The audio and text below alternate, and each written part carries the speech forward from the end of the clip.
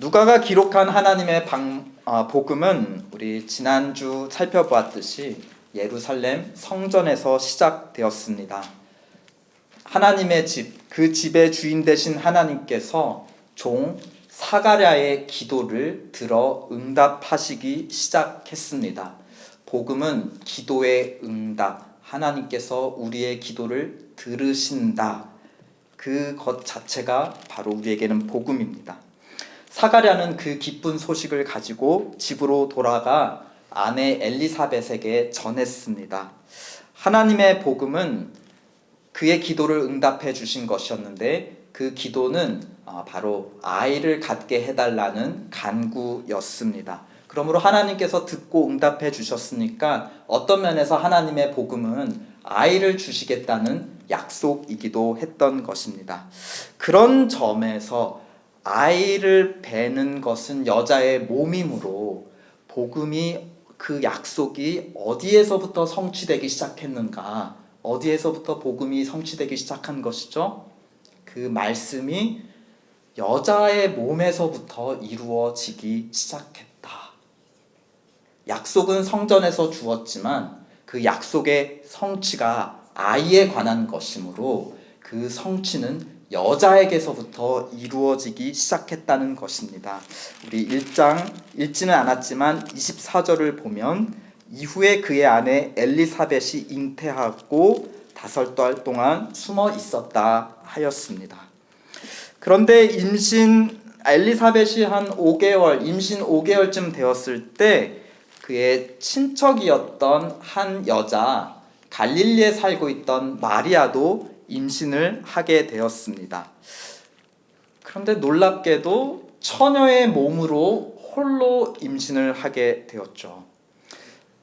이것은 참 믿기 어렵지만 이미 우리는 이것조차도 믿을 수 있는 지점에 이르렀습니다. 왜 그렇습니까? 나이가 많아서 평생 아이를 가질 수 없는 데다가 이제는 나이까지 완전히 많아진 아브라함의 아내 사라 같았던 엘리사벳 역시 아이를 가질 수 없는데 아이를 가지게 되었다. 그러므로 이런 불가능한 일이 하나님의 능력으로 일어났음에 처녀가 홀로 아이를 갖는 것도 불가능한 것은 아닐 거라는 바로 그러한 가능성들이 열리게 되었던 것이죠. 하나님의 복음의 역사는 성전에서 시작되었지만 그 성취는 누구에게서 이루어지기 시작했습니까? 두 여자들에게서, 엘리사벳과 마리아에게서 이루어지기 시작했습니다. 다른 말로 하면 하나님의 성전, 하나님의 임재가 누구에게로 들어왔다는 것입니까? 두 여자 안으로 들어오셨다. 그 증거가 바로 이 여자들에게서 나타나는 무엇이냐? 성령 충만이다. 35절, 읽지 않았던 35절을 보십시오. 그 하나님의 천사가 마리아에게 오셔서 너가 아이를 임신할 것이다 했을 때 마리아가 어찌 이런 일이 일어나겠습니까? 하자 천사가 35절에 이렇게 대답합니다. 뭐라고 대답을 하죠? 성령이 너에게 임하시고 지극히 높으신 이의 능력이 너를 덮으시리니. 그러면서 36절에 이런 것이 가능하다는 것, 하나님의 복음의 역사가 이미 시작되었다는 것을 알려주는 증거로 36절 엘리사벳을 언급하죠. 보라, 너의 친족 엘리사벳도 늙어서 아들을 배었느니라. 본래 임신하지 못한다고 알려졌던 이가 이미 6달이 되었나니. 그러니까 홀로 임신할 수 없는 처녀가 임신한 것도 성령의 충만함, 하나님의 임재로 된 것이었다면 늙어서 임신할 수 없는 엘리사벳이 임신해서 이미 6개월이 된 것도 본문에서는 구체적으로 밝히고 있지 않지만 무엇이 이 안에 충만한다는 의미입니까? 엘리사벳에서도 성령이 충만했다. 그 성령의 역사를 37절에서는 대저 하나님의 모든 말씀이라고 기록하고 있습니다. 우리 구약시대를 보면 하나님은 종들을 선택하셔서 선택한 사람들에게만 성령을 주어 하나님의 일을 감당케 하셨습니다. 그런데 한 번 받았다고 죽을 때까지 평생 그 성령이 임재하는 것이 아니었어. 필요할 때 필요한 일을 위해 임시적으로 하나님께서 선택하신 사람 위에 성령을 주셔서 일을 감당케 하시고, 그 일이 끝나면 또 성령을 거두어 가기도 하셨습니다. 우리 대표적으로 사울 같은 왕을 보면 처음에는 성령의 충만함으로 하나님의 일을 감당했다가 나중엔 성령께서 떠나셔서 누구에게로 가죠? 다윗 왕에게로 옮겨갔다라는 것입니다. 또 성령을 받아 하나님의 일을 하는 대표적인 하나님의 종 선지자들이었습니다. 성령이 임하시면 하나님의 말씀을 전했죠. 어떤 사람은 농부로 살다가 성령이 임하면 하나님의 말씀을 가서 전하고, 그 일을 마치면 다시 자기의 본업으로 돌아가 살곤 하였던 것입니다. 그런데 마지막 선지자 말라기 이후로 하나님은 어떤 선지자도 세우지 않으셨고, 다른 말로 하면 성령을 주시지 않았습니다. 그런데 400년 지난 이후에 처음으로 성령을 받은 자들이 나타나게 됐으니, 놀랍게도 남자들이 아닌 누구였다는 것이죠? 엘리사벳과 마리아 두 여자에게서 성령이 충만하게 임했다. 오늘 본문을 보면 39절에 그 한 사람 마리아가 갈릴리에서 일어나 빨리 산골 유대 한 동네로 가서 40절에 사가랴의 집 엘리사벳에게 문안하였다 하였습니다. 그때 41절을 보시면 엘리사벳이 마리아가 문안함을 들으매 아이가 복중에서 뛰노는지라 하면서 엘리사벳이 어떻다 하였죠? 성령의 충만함을 받았다. 근데 성령의 충만함을 받은 증거, 첫 번째 41절에 그 안에 있는 아이가 복중에서 뛰놀았다는 것이고, 또 42절 두 번째 증거 42절부터 45절까지는 무엇입니까? 42절 큰 소리로 불러 말하기 시작했다. 성령을 받아서 말하기 시작한 구약의 하나님의 종들, 바로 선지자들이죠. 성령이 임함에 엘리사벳이 큰 소리로 말하기 시작했다. 바로 선지자의 역할을 하기 시작했다라는 것입니다. 그러자 46절부터 오늘 우리가 읽은 55절까지 마리아도 화답하여 하나님을 찬양합니다. 성령 충만의 증거 무엇입니까? 하나님의 말씀을 전하는 것이고 찬양이 나오는 것, 우리 안에 가득한 것이 바깥으로 나오는 것입니다. 과연 관건은 우리 안이 무엇으로 충만해 있는가, 그것이 관건인 것이죠. 당시 여자들은 우리가 많이 들었듯이 온전한 사람으로 취급받지 못했습니다. 예를 들어서 우리 복음서에도 마태, 마가, 누가 그리고 요한복음에 공통적으로 기록되어 있는 기적 중에 하나가 오병이어 사건입니다.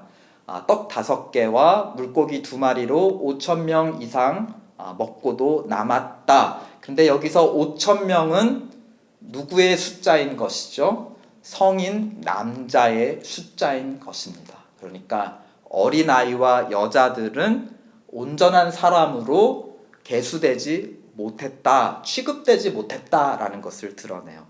구약의 기록, 구약의 문화도 더하면 더했지 덜하진 못했죠. 출애굽하면서 이스라엘을 12지파별로 계수를 하는데 그 계수는 누구의 숫자입니까? 성인 남성의 숫자. 그래서 광야를 지나 가나안에 가서 가나안 족속들과 싸울 수 있는 군대의 수, 성인 남자, 군인의 숫자였던 것이죠. 그러니까 여자들은 아이들과 마찬가지로 남자의 권위 아래 여전히 훈육받아야 하는 아이와 같은 미완성의 존재로 취급받던 시대였습니다. 이러한 가부장적 문화를 뒷받침하는 사건이 창세기 3장, 특별히 성경 문화권에서 남자의 권세를 높이고 여자를 온전한 사람으로 인정하지 않게 된 사건이 바로 창세기 3장의 타락 사건이죠. 사단이 하와를 유혹했고 그 하나님이 먹지 말라고 하는 선악을 판단하는 오직 하나님의 판단의 권세를 누가 취하게 되었습니까? 여자 하와가 먼저 취했고 자기만 먹었을 뿐만 아니라 남자에게도 그것을 주어 먹게 함으로 함께 죄짓게 만들었습니다. 게다가 하와가 처음으로 낳은 아이 가인이었는데요, 자기 동생 아벨을 살인한 살인자였습니다. 그러니까 죄도 여자를 통해 들어오게 되고 사망도 여자를 통해 세상에 들어왔다라는 것입니다.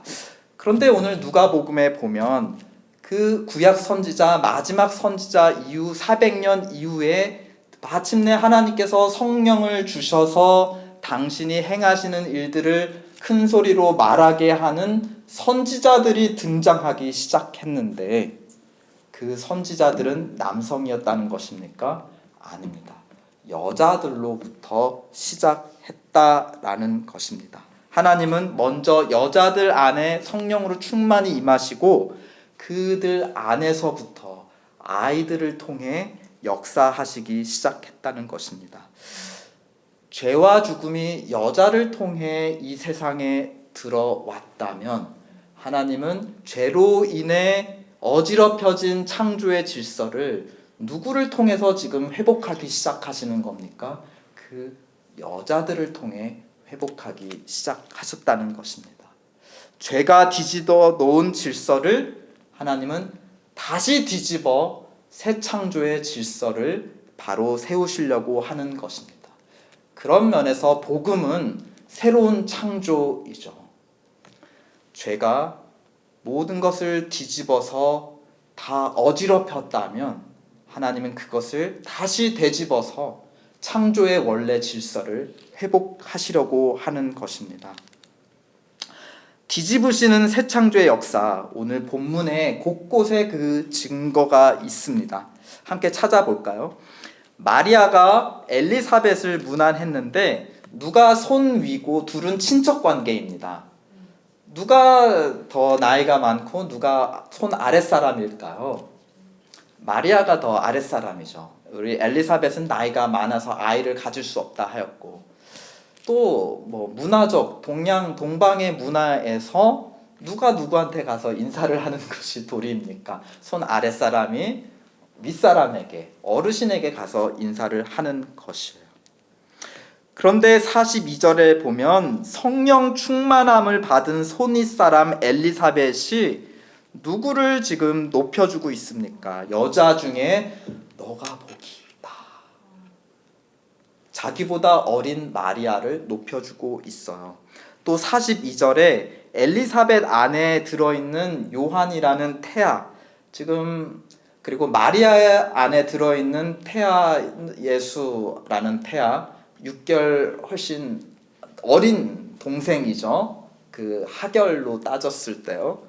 그런데도 42절에 보면 너뿐만 아니라 너의 태에 들어있는 아이도 복이 있도다 라고 높여줍니다. 43절에는 산모와 태아 모두를 높여주죠. 뭐라고 고백해요? 내 주의 어머니가 내게 나오니 이 어찌된 일인가 하고 기쁨을 표현하는 것입니다. 예수를 나의 주라고 처음 고백한 사람, 예수 그리스도께서 아직 복중에 계시며 이 땅에 태어나서 나시기도 전에, 아직 그 모습이 드러나기도 전에 복중에 감춰 있을 때에도 이미 성령의 충만함으로 예수를 나의 주라고 처음 고백한 사람, 누구죠? 여자 엘리사벳입니다.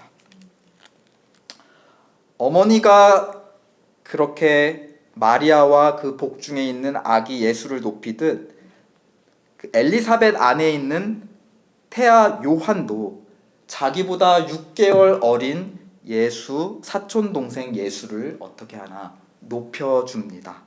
44절, 아이가 내 복중에서 기쁨으로 뛰놀았도다. 앞으로 세례 요한, 이 요한 태아가 태어나 세례자가 되어서 행할 일을 미리 지금 복중에서도 행하고 있는 것입니다. 성령의 충만함으로 그의 주 되신 예수 그리스도를 기뻐하며 높이며 모시고 있는 모습. 44절 내 아이가 복중에서 기쁨으로 뛰어놀았도다. 이 장면을 41절에서 누가도 다시 한번 강조하고 있어요. 41절에 엘리사벳이 마리아가 문안함을 들음에 아이가 복중에서 뛰노는지라. 그리고 엘리사벳의 말을 통해서도 아이가 기쁨으로 뛰어놀았다.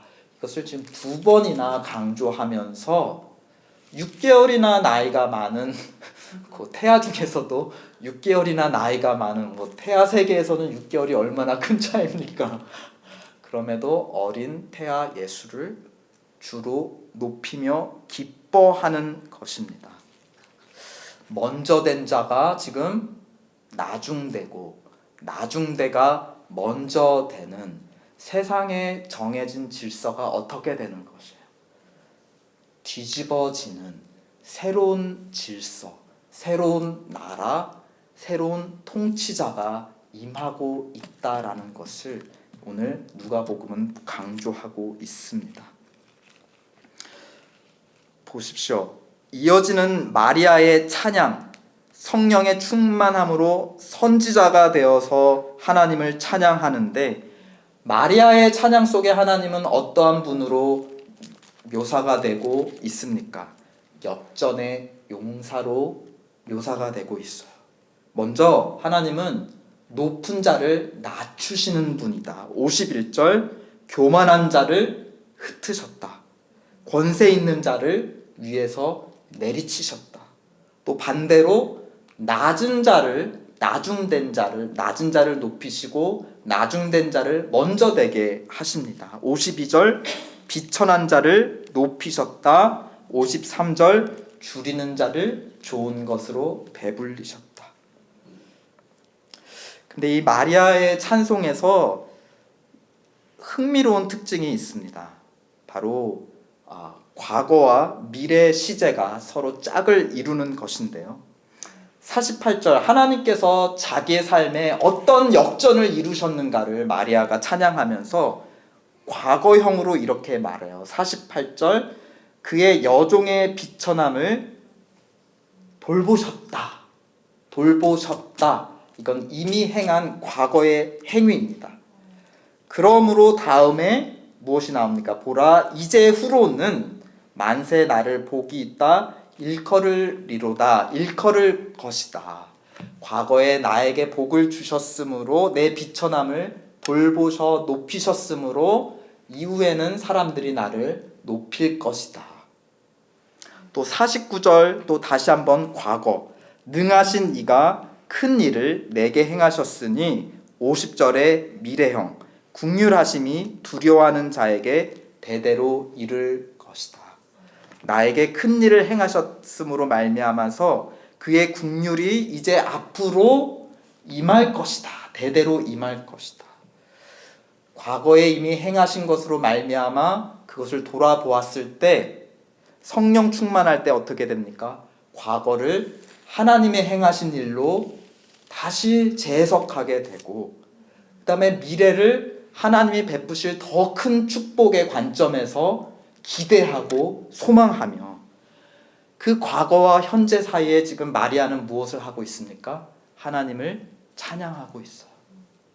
우리 과거에 일어난 일을 하나님의 행하신 일로 다시 바르게 이해할 때 우리는 미래에 대한 기대와 소망이 생기는 것이고, 과거와 미래 사이 현재 어떻게 하는 것입니까? 그 역전의 하나님, 창조주 하나님을 찬양하게 되는 것입니다. 그런데 51절부터 이제 55절까지 계속해서 마리아의 찬양이 이어지는데, 흥미롭게도 55절의 찬양이 끝날 때까지 마리아는 줄곧 과거 시제만 사용하고 있어요. 예를 들어 51절에 흩으셨다, 52절 내리치셨고 높이셨다, 53절 배불리셨다, 보내셨다 것이다. 그랬으면 이제 미래에 어떤 일을 행할 것이라고 이게 나와야 되는데 계속 과거로만 가고 있어.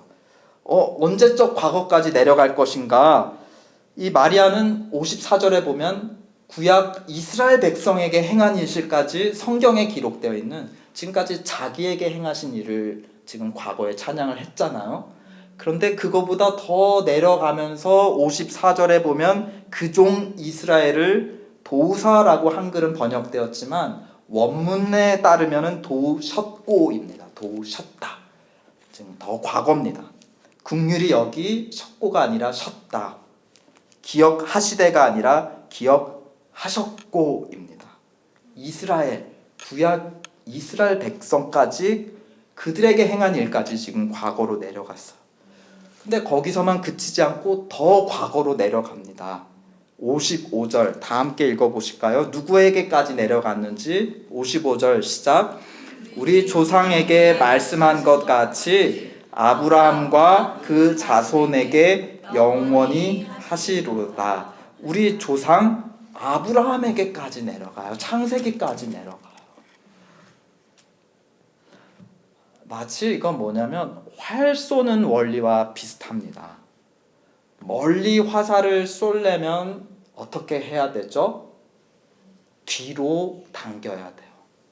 더 멀리 쏘려면 어떻게 해야 됩니까? 활시위를 어떻게 해야 되지? 더 뒤로 세게 당겨야 돼요. 지금 과거에 하나님이 하신 일을 기억할수록 우리의 소망은 더 멀리 갑니다. 근데 지금 마리아는 어디까지 이 활시위를 과거로 땡기고 있는 것이에요. 자기에게 행한 일, 또 구약의 이스라엘에게 행한 일, 어디까지요? 창세기 12장에 하나님이 처음 아브라함을 부르신 이스라엘의 조상, 우리 모든 믿음의 조상 아브라함에게까지 그는 활시위를 당기는 것입니다. 무슨 의미입니까? 하나님이 아브라함으로부터 약속하신 말씀, 내가 너로 큰 민족을 이루고 그 민족으로 말미암아 온 민족이 복을 받을 것이다. 그 약속으로부터 그는 화살을 쏘아 소망의 화살을 앞으로 멀리 날리는 것입니다. 이제 지금 이 과거까지 당겨놓은 상태예요. 이것을 쏘면 하나님의 정말 큰 일들이 이제 앞으로 이루어질 텐데 그 일이 어디에 기록되어 있다는 겁니까? 앞으로 우리가 읽어나갈 누가복음에 펼쳐지는 장들을 통해 이제 세례 요한의 세례 사역과 그 증거를 받은 예수 그리스도의 사역을 통해 아브라함에게 약속하신 바들이 어떻게 성취되고 온 인류가 복을 받게 되는지 이제 누가복음 이후로 펼쳐지는 또 사도행전 펼쳐지는 신약 성경을 통해 하나님의 큰 일들이 펼쳐져 나간다는 것입니다. 아이를 낳을 수 없었던 비천한 아브라함과 사라에게 약속하셨던 축복, 그것이 과거에 이미 이루어졌고 더 큰 축복이 미래에 이루어질 것이다. 그러므로 하나님은 현재 이루고 계신다. 그러려고 아이를 낳을 수 없는 비천한 여자 둘 안에 들어오셔서 아이를 또 미래를 소망을 잉태케 하셨다라는 것입니다. 그러므로 하나님의 복음은 여자들에게서부터 시작되는 복음, 즉 비천한 자로부터 시작되어 그들을 존귀한 자로 높이는 새 창조의 역사라는 것입니다. 그러므로 우리는 하나님이 행하시는 일들을 알고 싶을 때 누구를 주목해 봐야 할까요? 하나님은 비천한 자를 높이시는 분이시다. 그러므로 우리는 비천한 자, 연약한 자들에게 관심을 가져야 합니다. 왜냐하면 하나님께서 그들을 통해 역사하시기 때문입니다. 디딤돌 노숙자 사역, 오이코스 대학생 사역, 또 선교 사역에 우리가 힘써 협력하고 동참하는 이유인 것입니다. 또 교회 공동체 내에서 우리가 연약한 지체들에게 관심을 가져야 하는 이유이기도 합니다. 고린도전서 12장 22절로 25절 말씀, 그뿐 아니라 더 약하게 보이는 몸의 지체가 도리어 요긴하고 우리가 몸에 덜 귀히 여기는 그것들을 더욱 귀한 것들로 입혀주며 우리의 아름답지 못한 지체는 더욱 아름다운 것을 얻느니라. 그런즉 우리의 아름다운 지체는 그럴 필요가 없느니라. 오직 하나님이 몸을 고르게 하여 부족한 지체에게 귀중함을 더하사 몸 가운데서 분쟁이 없고 오직 여러 지체가 서로 같이 돌보게 하셨느니라. 하나님의 역사가 누구에게서부터 일어난다고요? 연약한 지체, 비천한 자에게서부터 일어난다는 것입니다. 하나님께서 부족한 지체에게 친히 귀중함을 더한다 하셨습니다. 또 우리 자신 안에도 저마다 비천하고 연약한 부분들이 다 있습니다. 하나님께서 어디부터 회복을 시키실까요? 그 부분부터 회복시키시고 존귀한 은사로 뒤집어 바꾸시는 역사가 여러분 안에 일어나기를 축원드립니다. 약한 부분을 우리가 하나님께 맡겨서 찬송의 활시를 당겨야 합니다. 내 삶에 하나님께서 행하셨던 과거를 기억해야 합니다. 그런데 하나님께서 우리에게 성경이라는 너무 귀한 선물을 주셨어요. 오늘 마리아를 보세요. 나에게 큰 일을 행하셨다. 이 정도에서 화살을 툭 쏘는 게 아니죠. 무엇을 이용합니까? 구약 백성들에게 행하셨던 일들을 봐라. 그거보다 더 믿음의 조상 처음 아브라함에게 행하셨던 일과 약속을 봐라. 그 성경에 기록된 하나님의 신실한 역사와 행위를 더 힘을 받아서 소망의 화살을 더 당겨 앞으로 쏘는 것입니다. 그의 찬송이 더 큰 소리로 나오는 것입니다. 여러분도 이거 할 수 있어요. 내 삶에서도 하나님이 과거에 행하셨던 일들을 기억하시면서 말씀 속에 우리의 한 교회로 한 몸을 입은 다른 성도들에게 이미 앞서 행하신 이 큰 일들, 구약의 성도 또 신약의 성도들에게 행하신 신실한 일들, 바로 우리의 과거입니다. 우리가 활시를 더 당길 힘을 주신 것이에요. 그럴수록 우리의 찬송도 커지고 소망과 기대도 커진다라는 것입니다. 어떤 소망, 기대를 가질 수 있습니까? 우리의 비천한 부분이 존귀하게 변할 것이다. 우리의 약점을 강점으로 하나님은 뒤집을 것이다. 혹시 소심하십니까? 그 소심함을 하나님이 뒤집으시면 형제 자매의 마음을 헤아리는 세심한 사랑으로 변화될 줄 믿습니다. 난 좀 무절제하십니까? 생각보다 몸이 자꾸 먼저 나가서 사고 치는 적이 많으십니까? 성령 충만하면 주를 위해 아낌없이 드리는 충성과 헌신으로 아름답게 변화될 줄 믿습니다. 혹시 고집이 세십니까? 어떤 어려움에도 흔들리지 않고 끝까지 자기 자리를 지키는 주의 성실함으로 변화될 줄 믿습니다. 혹시 본인이 너무 예민하시다고 생각하시나요? 하나님의 성령 안에서 나의 예민함은 하나님의 뜻을 바르게 알아차리는 분별력으로 아름답게 변화될 줄 믿습니다.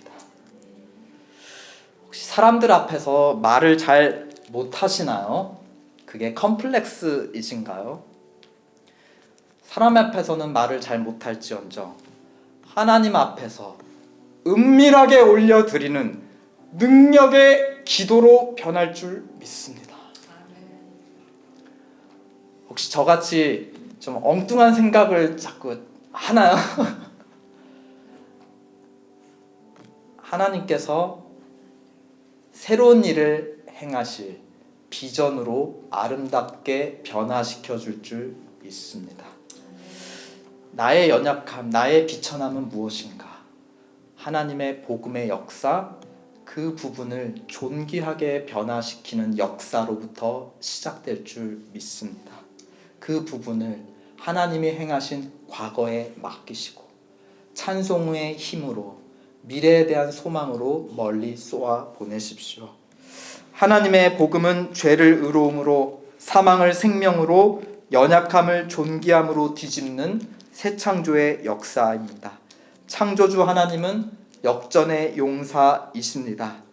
하나님 아버지, 예수를 품은 우리 안에도 성령으로 충만히 계시옵소서. 우리를 성전 삼아 우리의 찬송 가운데 하나님 영원히 거하여 주시옵소서. 아멘. 우리 이 고백을 담아 처음 불러보는 노래인데요. 우리는 주의 움직이는 교회, 내가 기도하는 모든 땅 위에 하나님 예배 받을 그날을 고대하네. 나의 노래로 주님의 성전을 지으리. 높임을 받으소서. 이스라엘의 찬송 중 거하시는 주님은 거룩하십니다. 두 손 들어 주님의 보좌를 만들고 온 마음 다해 경배합시다. 구름 날개 사이에 임하신 것처럼 우리 위에 임하시옵소서. 아멘. 우리 이 시간 함께 일어나서 우리는 주의 움직이는 교회, 움직이는 성전, 하나님의 복음이 우리의 비천함을 존귀함으로, 우리 교회의 비천함을 존귀함으로 변화시키며 세상을 변화시킬 기대를 가지고 이 찬송 함께 올려드립시다.